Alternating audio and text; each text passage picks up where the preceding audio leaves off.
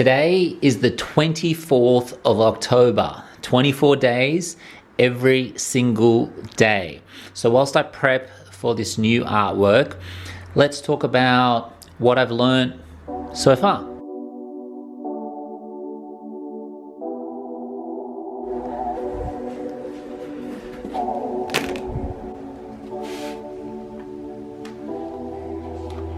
So the first thing I did was write a list of 31 video ideas, mostly art focused because that's what my entire channel is all about. And looking back now, what I realized is that was definitely helpful to have a plan for what the videos, the titles and the main concept or theme of each video would be, but not enough of the video ideas that I had originally come up with I could do entirely by myself. A lot of them relied on the weather, like today, and the entire next week is scheduled for rain, or relied on doing things with other people, outside activities and things like that.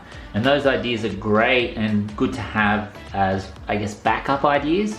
But if you want to make, I believe if you want to make daily art videos, a bulk of your concepts or your ideas or your plan for that week, month, or however long you want to do, you need to be able to do entirely by yourself, whether none of that stuff matters. The best feeling is waking up, having a video idea already planned that you're really excited about, and not over filming, overshooting, so that when you sit down later to edit the video, it's not just an entire overwhelming process. So planning is really important, and I think having backup contingency ideas or themes for each video is very, very useful. By the way, here is the colors, the 35 green that I'm using for this artwork.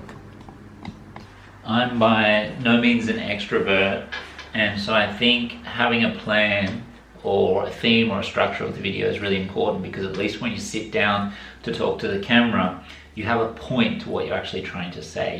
There's a message, or there's some reason why you're actually talking. In the past, sometimes I had tried to make videos on a whim, and when I come back to edit them, they've just been an absolute nightmare. So having a plan, I think, is the most important thing. Coupled with that, I think for me, what works is not focusing too much on how many people actually watch your videos. Obviously interact with everybody that comments if you possibly can, because I think that's very important.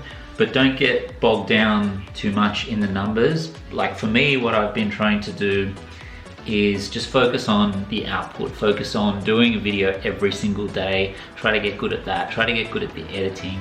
And then after I finish this 31 days, then I'm gonna assess and figure out what to do next.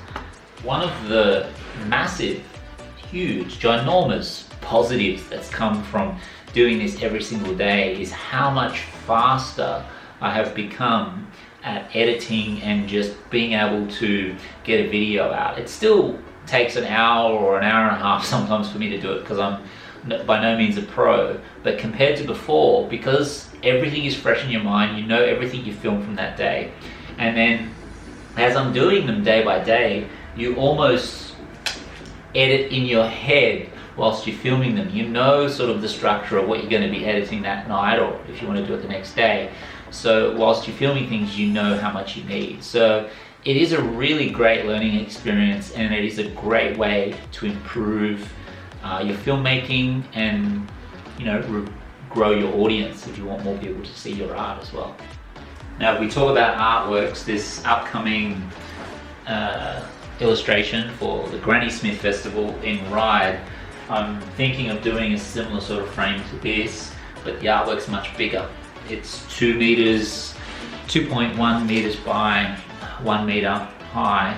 So I'm just trying to come up with a slightly different design that's going to suit with the entire center section green, like the Granny Smith.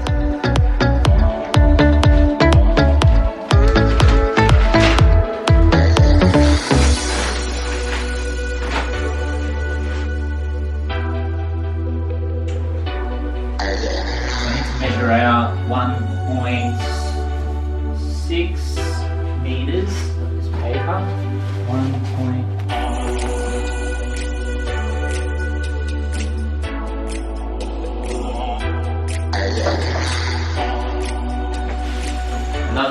I've learned from making these daily YouTube videos is I haven't really seen that much of an uptick in subscribers.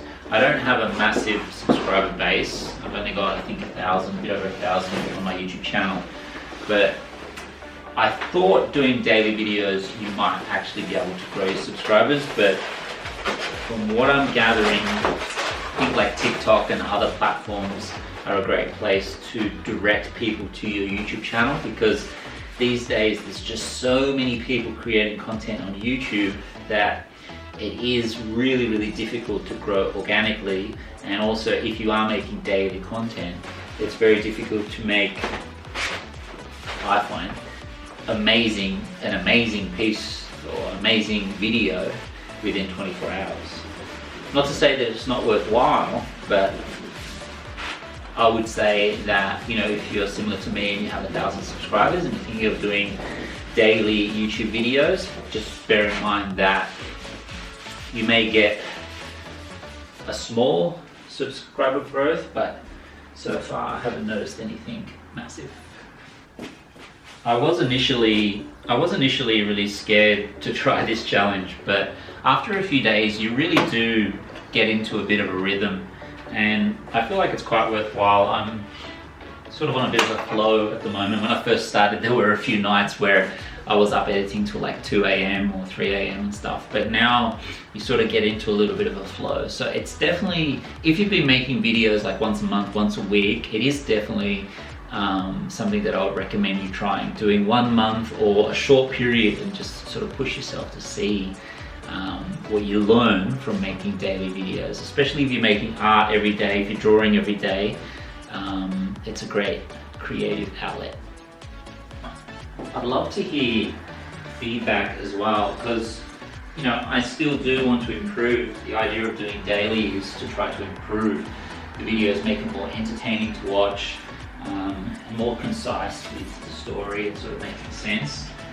So if you guys do have any suggestions, or if there's anything you've noticed, or any videos that you would like to see from me that are art related, feel free to pop that in the comments, and then I can add that to my list for this month. And as far as editing is concerned, I just keep things relatively simple. I use iMovie, and I don't really do any special effects, as you can tell from this video. I don't really feel like on YouTube it's that necessary to have crazy effects or any of that stuff.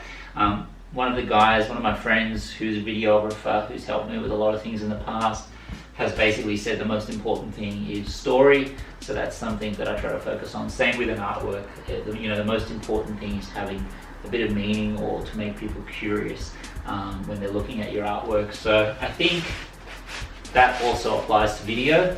So iMovie, if you're on Mac, is relatively simple and does the job. I hope you find this video useful. I do definitely feel like YouTube is the best social media platform. Instagram now for art, I only follow artists on Instagram and I hardly see their posts these days. And Facebook, I think you really need to pay to play. You need to pay to promote for people to see your stuff. And with YouTube, it is very hard to get people to see your content, but I think it's the best way to tell a story. So if you're an artist creating work, even just starting with simple time lapses, or simple little introductions to what your work's about, and then just set up a time lapse behind you whilst you draw and whilst you create, is a great way to just show people what you do and invite them into your art world.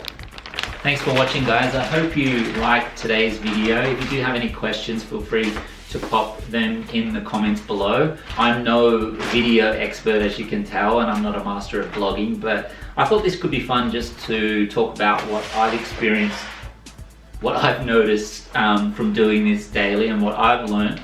So if you're thinking about doing it, if you're a relatively small creator like myself, maybe this helped you. As promised, I'll see you guys tomorrow. It's been a very, very long day, and thanks for watching.